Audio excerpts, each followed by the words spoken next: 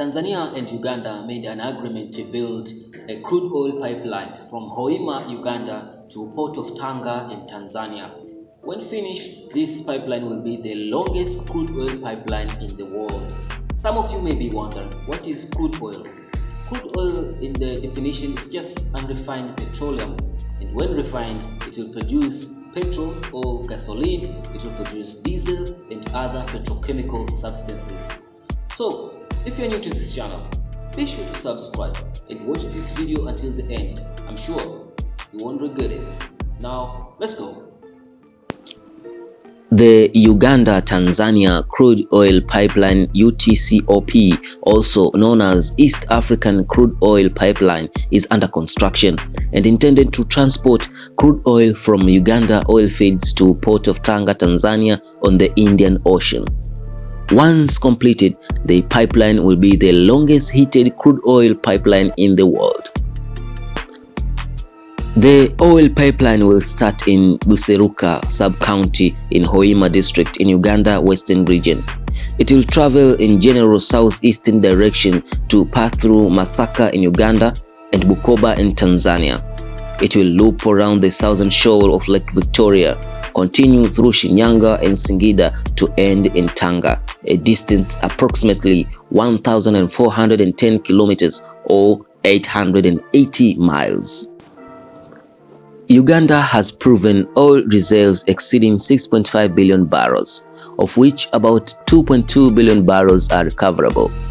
The country plans to build a refinery in the western region to meet local and regional demand, with the rest exported via pipeline to Indian Ocean coast. Uganda previously agreed to build a joint Uganda-Kenya crude oil pipeline to Kenyan port of Lamu. Concerns regarding security and cost, however, motivated parallel negotiation with Tanzania regarding a shorter and a safer route to Port of Tanga, with the support from French petroleum conglomerate Total SA. At the 13th Northern Corridor Heads of States Summit in Kampala in April 2016, Uganda officially chose Tanzania route for its crude oil, in preference to Mombasa or Lamu route in Kenya. The presidents of both Kenya and Rwanda were present, along with representatives from Ethiopia, South Sudan, and Tanzania. At the same summit, President Uhuru Kenyatta announced that Kenya will build the Kenya Crude Oil Pipeline on its own, thereby abandoning Uganda-Kenya Crude Oil Pipeline. The construction budget for the 1,445-kilometer pipeline is $3.5 billion. The pipeline is planned to have capacity of 216,000 barrels of crude oil per day. It will be 24 inches or 61 centimeters in diameter, and Uganda will pay Tanzania $12 for every barrel flowing through the pipeline. Construction originally was planned to start in August 2016 and last 3 years at a budgeted cost of $4 billion. Providing approximately 15,000 construction jobs, 1,000 to 2,000 permanent jobs. Following meeting between delegation led by Oil Minister of Tanzania and Uganda held in Hoima July 2016, it was announced that construction of 1,443 kilometers pipeline will begin in January 2017. Completion was planned for 2020.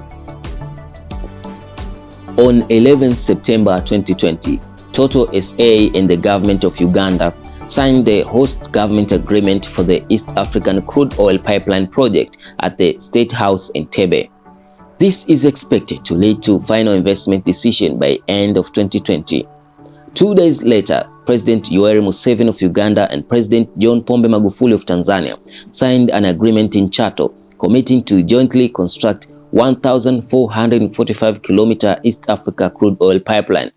At estimated cost of $3.5 billion, work on the pipeline is scheduled to start by the end of 2020.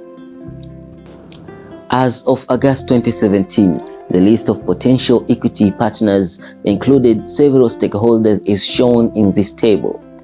Total SA owned 45%.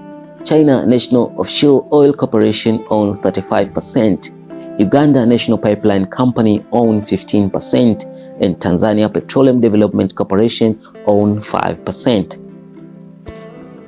An oil refinery is planned to be constructed in western Uganda to process the oil for use within East African community.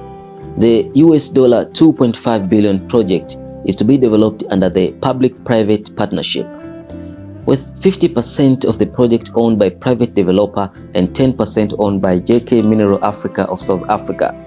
The remaining 40% will be distributed among East African countries.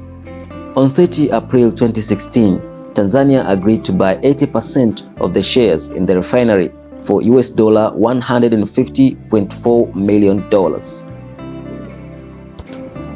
It is said that this project will allegedly displace thousands of small farmers and put key wildlife habitat and coastal waters at risk.